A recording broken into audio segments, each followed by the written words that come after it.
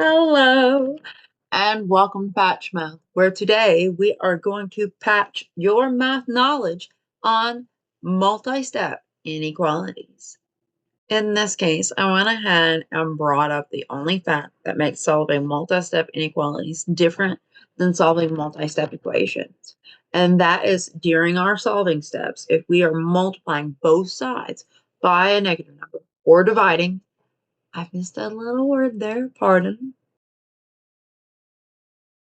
There we go, now it's fixed. If we multiply or divide both sides by a negative number, we must flip the direction of the inequality.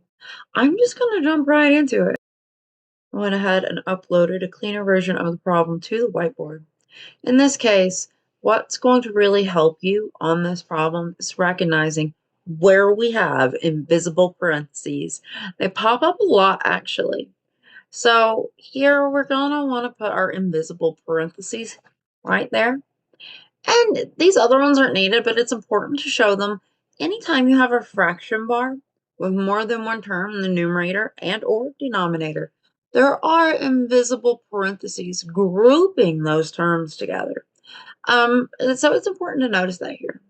So in this case, when we solve, remember, we do opposite operation of how that number is attached to the variable. Because we're doing opposite operations, we must do opposite order of operations and thus opposite PIMDAs. All right, so I'm going to add I'll load that little note up there as well. Using addition and subtraction, if we can deal with it first. But look at this. Our addition and subtraction is locked in invisible parentheses. And if you didn't notice those, it might make this problem harder. So we have to skip that for now. Parentheses are last. We don't have any multiplication we can do, but we do have division. That fraction has 2 in the denominator. That's dividing by 2. I want to get rid of fractions, so what can we do? We can do the opposite operation of how it's attached equally on both sides of the inequality in this case. All right, so I'm going to multiply this side by 2 and this side by 2. If we look here, these 2's cancel because we just have multiplication and division. We can cancel across this division here. And over here, we can rewrite this with the commutative property, putting that 2 out front. We are also able to distribute backwards like this. So that 2 is being multiplied by both terms in that parentheses. So we are just going to distribute that 2. Rewriting what we already have. 7x plus 6 is less than or equal to. In this case, 2 times 3x, well, 2 times 3 is 6. And that x just gets tacked on as multiplication. And 2 times 2 is 4. Because I want to show that when we multiply or divide both sides by a negative, we must flip the direction of the inequality. I'm going to bring the 7x over to the 6x. How do we do that? Well, if we're moving a variable, we just look at how the variable is attached to the numbers around it. In this case, we're moving the full term. So we're looking at how that 7x is attached to the numbers around it. It's being added. To move it, we will be subtracting it off from both sides. So subtract 7x.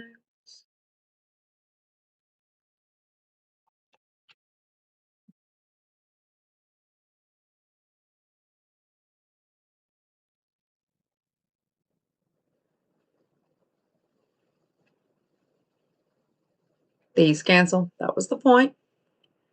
And now we have 6 still less than or equal to.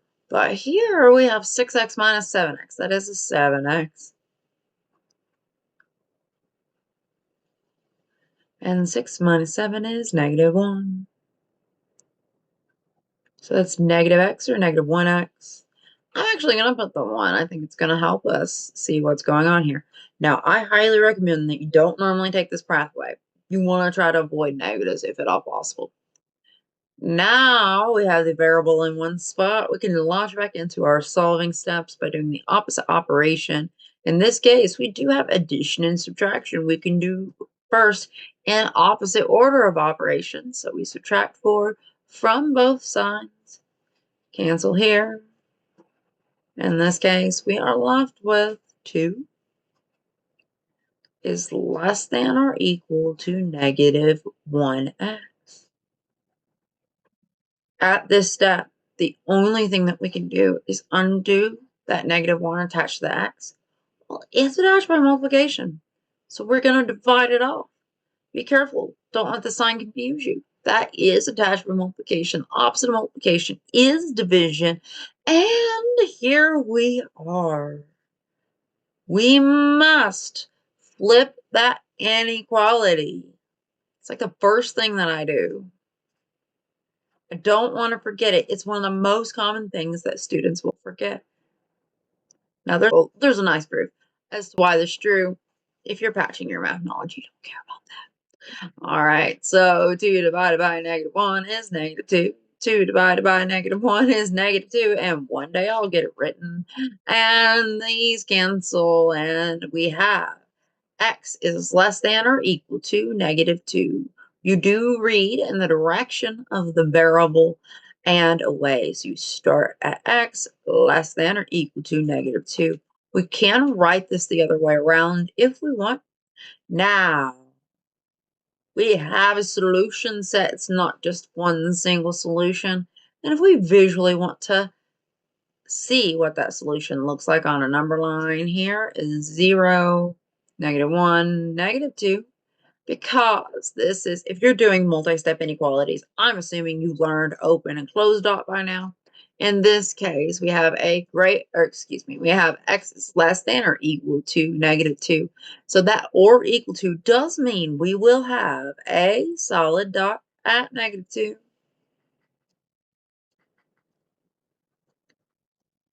There we go. Perfect. That's a perfect dot, finally. And this is the hard part sometimes. This is why I say read in the direction of the variable. We care about x's relation to negative 2. We are representing, drawing x's relation to negative 2. It's less than. The less than direction is the left direction. The greater than direction is the positive direction. X is less than negative 2. X is less than negative 2.